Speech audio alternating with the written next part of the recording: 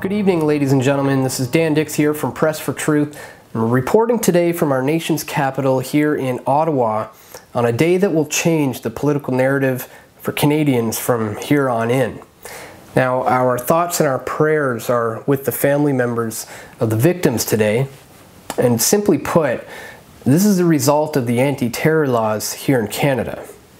Now, despite the mass surveillance and increased police powers, all for our safety, of course, the authorities have not only been unable to prevent terrorist attacks, their actions have actually ensured that these attacks occur right here in Canada. If Canadians want to go fight for ISIS, why then would we prevent them? Why would the authorities confiscate their passports and then let them just wander free here in Canada?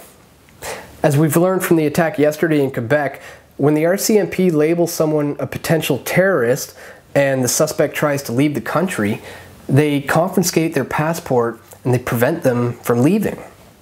Why? So these frustrated, radicalized young men can commit terrorism here in Canada instead of over in Syria and Iraq? Why would they do that? Unless the idea is to provoke an attack. Now, I'm not saying that everyone in the RCMP or CSIS was somehow in on today's shooting in Ottawa. Obviously, that is impossible. But all that is needed is the top tier to give wrong orders or not giving any orders when they should. That or moles. And while none of us can really prove that Canadian spy agencies have American agents in key positions, the idea that the Americans would leave us alone to conduct our own surveillance is very naive.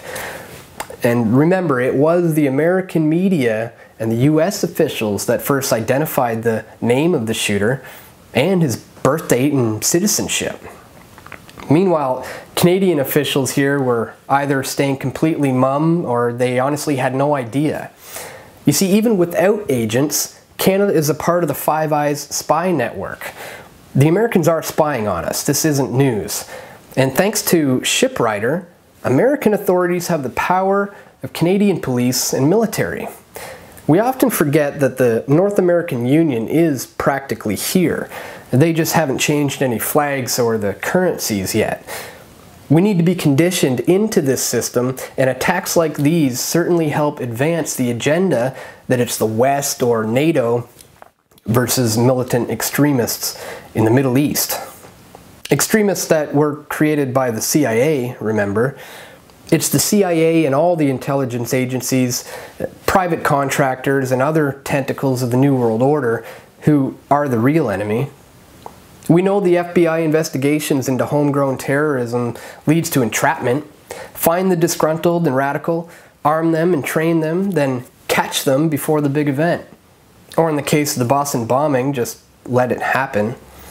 And in the case of what's happened in these past 2 days here in Canada, it's still too early to tell whether this was an organic lash out against the Canadian government, in which the media are now already molding the narrative to give police more powers, to justify military intervention overseas, and as we will no doubt come to see as these attacks multiply, gun control.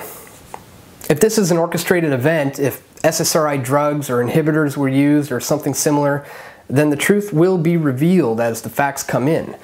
So far, all we can say with any certainty is that the consensus in Canada is that we need more government protection and control. Well, we, perhaps the growing 10%, know just how dangerous this notion is. And that is what fuels ideas about false flags. Since governments benefit from attacks like these, it is naturally in their best interest to make sure that these attacks happen. So this may very well be an inside job, an FBI-styled entrapment where the shooter was identified as a radical, then pushed to commit this act. It happens in the States, so why can't it happen here? Didn't I mention Shipwriter? The integration of Canada and the US is far from complete, but closer to completion than you may realize. Of course, regardless of the authenticity of the official story, the powers that be will use this event to push their agenda. More controls, more surveillance, and justification of world empire. Well, we here at PFT are not confining ourselves to the politically correct thought police. Our thoughts and prayers are with those affected by the shootings in Ottawa, but we will not cry for more bloodshed.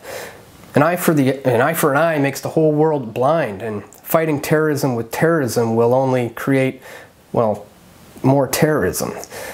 So please stay tuned, folks. We're here in Ottawa reporting on the events as they happen. Be sure to follow us on Twitter, Instagram, and Facebook. And stay tuned for more of our video reports that are going to be coming very soon to pressfortruth.ca.